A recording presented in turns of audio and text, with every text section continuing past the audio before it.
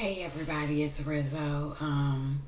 Today is Rare Disease Day, so I want to share a little bit about my diseases to those who don't really know much.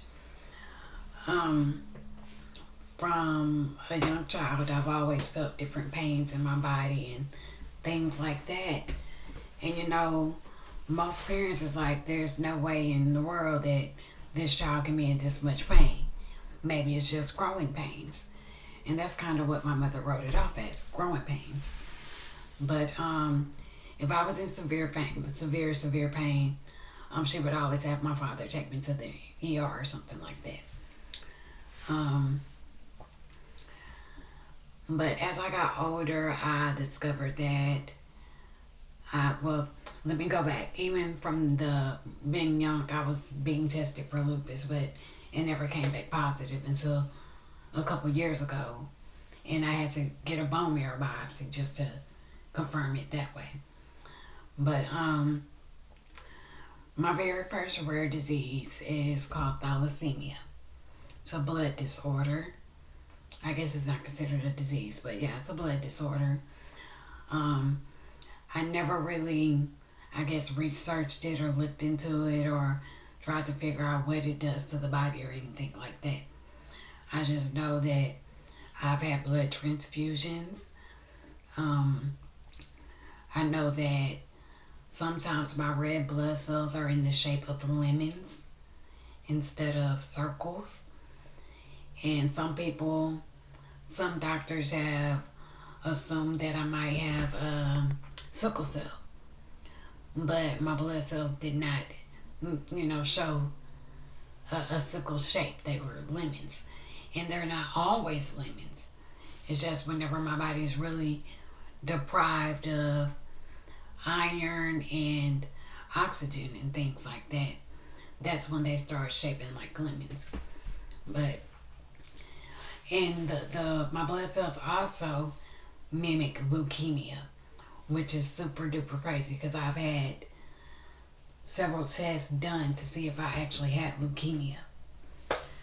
Um, and that was actually part of the reason why I was discharged from the Navy, because they thought, hey, this girl has leukemia and we don't know what to do about it pretty much because my blood would show leukemia, but whenever they would do other tests, there was no leukemia.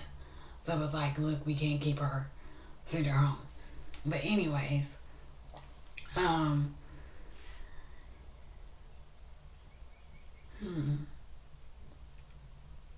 okay, let's move on. After I had my first child, I started getting tested for rheumatoid arthritis. I've always been a hair braider and things like that. So we knew their carpal tunnel was a big, we knew that it was a big possibility. But no carpal tunnel. My first round of blood tests came back negative. But, I would still have the swelling in the joints and the pain and all that. And it runs in the family. My grandmother has it. My aunt has it. My great aunt had it. Just different people in the family have it. So we actually caught mine pretty early, which is a great thing. Unfortunately, I do have some irreversible damage. There are days where I can straighten my hands pain free, but then there are the days where, like today, my hand is stuck like this all day long. I can't do nothing. Also, I have myasthenia gravis, which is a rare disease. It causes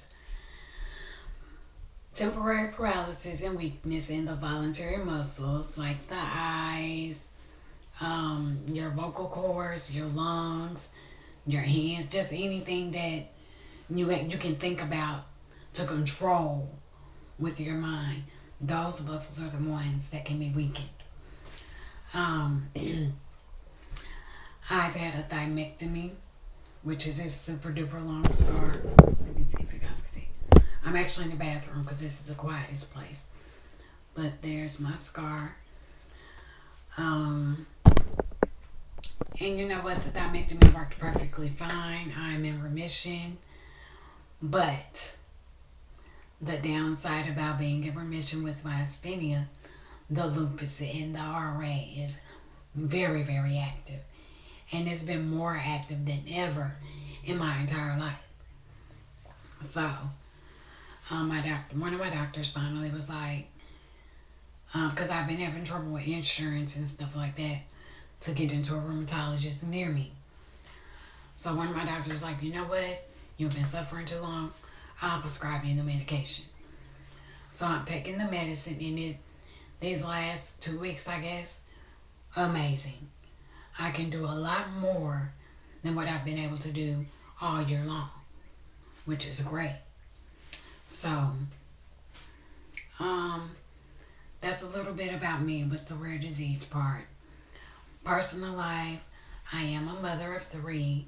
I'm a wife. I've been married for almost 15 years, I guess you would say, somewhere around there.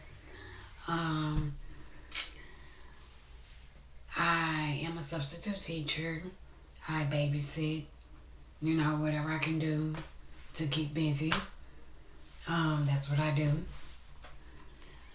I am a support group leader for the Myasthenia Gravis Foundation of America. I'm the leader of the East Texas area. So Tyler, Longview, Jacksonville, and any other areas surrounding. You can contact me to get into the support group. And it's also co-led by my friend and sister. She's amazing, Brandina Edney. And then we have our young adult leader, who is JC Webb. Brandina is such an amazing woman. I just needed her to share her story with you guys herself.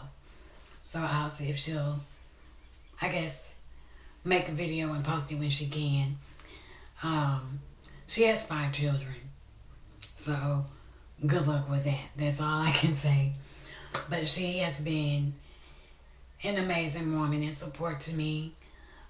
We've been really close, even though we recently just met, which is crazy. But I love this woman with everything in me. Then I have my twin, Jessica Stein. She has lupus. We call each other twins because we have the same birthday. But she's been amazing with my lupus journey because without her, honey, I have no idea. All my questions, the late nights, the what is wrong with my skin, why does this hurt, what's going on, I'm bleeding, my eye, my ear, anything. She's there. Oh, another thing that I want to share about myasthenia gravis. Recently we found out, studies have shown that it can affect your hearing. Those little nerve ending hairs in your ear, myasthenia gravis can affect that. You can either become super sensitive to sounds or get to where you're like, huh? What? Because you can barely hear. But I'm getting to where I can hear a thing. So, yeah, that's just a little bit about my story and rare disease, and I'm excited and just glad to be able to put something else out there. Thank you all. You have a great evening.